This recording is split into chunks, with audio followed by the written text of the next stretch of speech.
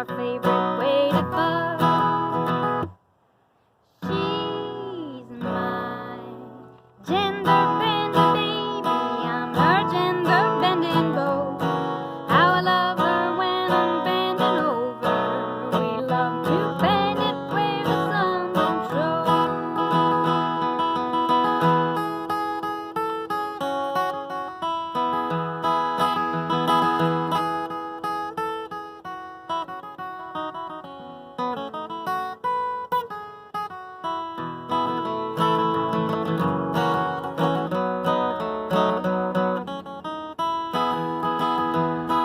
Sometimes we like to wear each other's clothing. We go out on the town and pick up dates.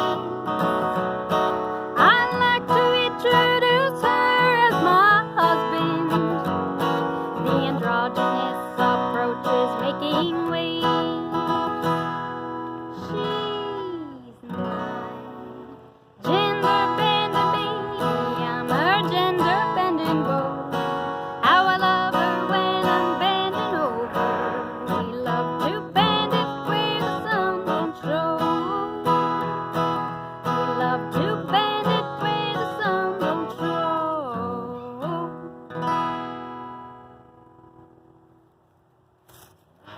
So, when I was in my late teens, I started working at a place called the Sexual Information Center.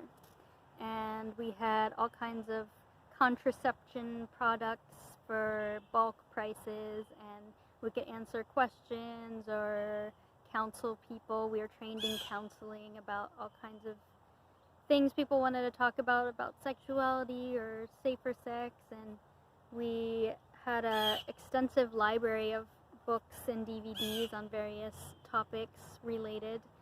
And one of the DVDs I remember we had prized was called Bend Over Boyfriend, and it was basically the safety and ins and outs of pegging. And I always remembered that little video. And a few years later I was writing a musical about a certain BDSM community and the different dramas that came up for them, and this one character I wrote Gender-Bendin Baby for was kind of inspired by that video. And I never really finished the musical, and I started playing in a band called God's Favorite Beefcake in Seattle. And the main singer, Schmutzy the Clod, was a really ingenious songwriter, and we'd play all his original songs in the band. And a lot of them were dirty and really clever and dirty. And my songwriting started to be really inspired by him, and my performing, I still have so much of him in my performance now, just the different things he does. And after playing in that band for about 4 years, Schmutzy the Clod and Joe, the bass player, were murdered in a mass shooting that happened in Seattle at the cafe where we played every week for the past several years. And so I was in this grieving period, and a few weeks later I went to Weiser, Idaho for the fiddle contest. And it's basically just this big gathering of amazing musicians who jam for weeks in the middle of northwest Idaho in some dry fields, and it's the greatest thing ever. And they had a dirty song contest, and so it was to be really aware and still grieving from Drew and thinking about him and his songwriting. It was this really spiritual moment for me in a way to be at this songwriting contest, because I felt like he was there listening. And I didn't have any of my own dirty songs prepared because I didn't know it would be happening, so I did some of Drew's songs, or Schmutzy the Clod songs, that year, but I thought in the future I'd want to write some dirty songs for it. And then a year or two later I was going back to Weiser and thought, oh shoot, I forgot to finish a dirty song for the contest this year. And then I remembered Gender-Bendin Baby that I had started for that musical and never really picked back up again. And so I finished it, just kind of solidified the chorus and added another verse and to make it a full-length song. and just finished it in the car on the way to Weezer for that contest.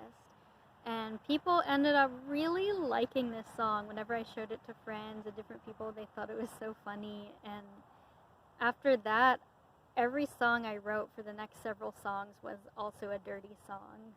It almost felt like I couldn't stop writing dirty songs, and I wondered if I ever would be able to.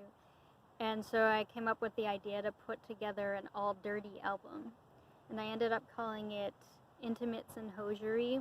And some of the songs are definitely dirtier than others, and this is the dirtiest one on it, and it's the first track.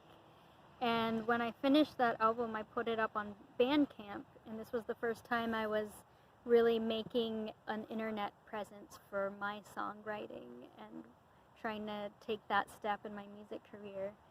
And for the whole first year or so of me having that, this song was the first song that came up whenever anyone would look up my music and come to hear it. And I kind of started realizing that I was probably jeopardizing my music career in a way by having that aesthetic choice. I was probably losing a lot of musical opportunities by just hitting people in the face with that right away. So I took it off my Bandcamp. But it's still the first song that came up on the CD. So anyone who bought that CD would get it, and I'd have to warn people every time they were buying it, like, this is a pretty dirty CD, don't buy it for your grandma or your kids. And it's one of those songs of extremes where people either really love it and kind of become a fan of me sometimes when they hear this song, or they just lose interest in supporting my career altogether. And so we'll see how it does now that it's on my Patreon. And it's still on the CD, but now the new version of the CD that I make of that dirty CD, it's the last song. So people are kind of warmed up before they get to that song. And I still don't have it online anywhere. It's just kind of private. And so here's a special exclusive video of it for you. Thank you.